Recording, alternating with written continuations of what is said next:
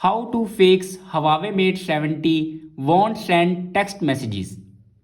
So let's start the video. First of all, restart your device. For restart your device, press and hold power button and then click on restart.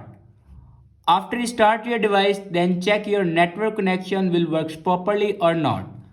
After checking your network connection, then open settings and scroll down and click on apps. Now again click on apps and then scroll down and open messages. Now click on storage.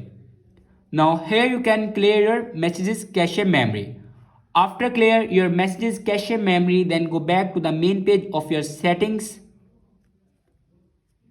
and scroll down and click on system and updates. And then again click on software update. Now here you can check your latest version will be updated or not. If it doesn't update to latest version, then update it to latest version. After that, go back and then click on reset. In second, you can see the option reset network settings. Now click on it and then again click on reset network settings.